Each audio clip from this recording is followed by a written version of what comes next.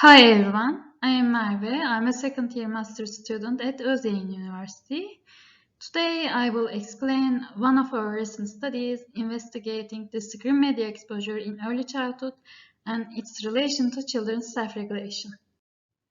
Self-regulation is a multidimensional construct that represents an individual's ability to manage thoughts, feelings, and actions to support goal-directed behaviors across changing contexts. It shows a rapid development in the years comprising infancy, toddlerhood, and preschool ages.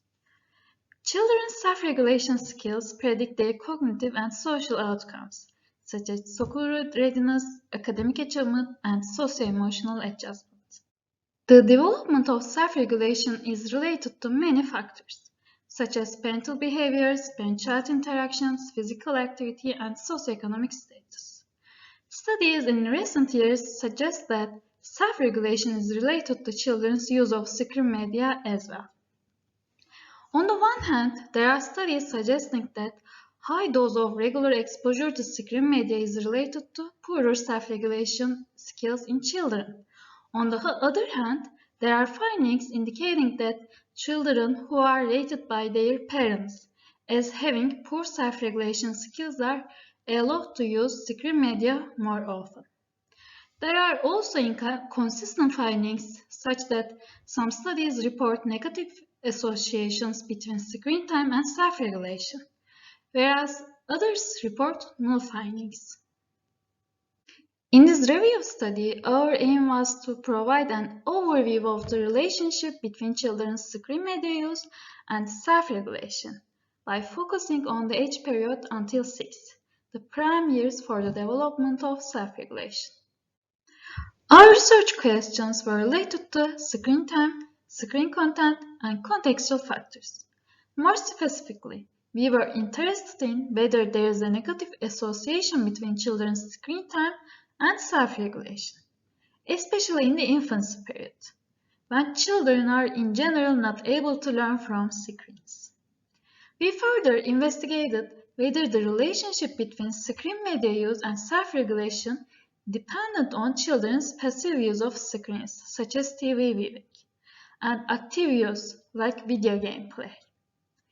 Additionally, we examined whether screen content, such as educational and fantastical content, are related to children's self-regulatory skills.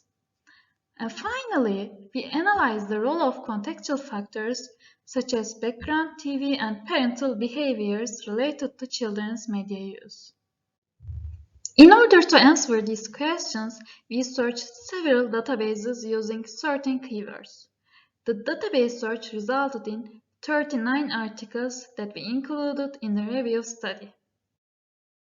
Importantly, we found that screen time in infancy is negatively related with self-regulation, but findings are inconsistent for later ages, indicating that only assessing screen time may have little explanatory power. In terms of the content on screens, watching fantastical content seems to have immediate negative effects on children's executive functions. On the other hand, watching educational content does not seem to have any positive effects in terms of self-regulation.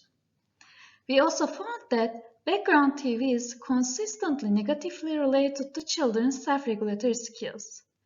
There was mostly no evidence for the protective role of certain parenting practices and behaviors against the potential negative consequences of screen exposure. An improvement for future studies would be to measure children's screen time not only by parental estimates, but by using the diary method.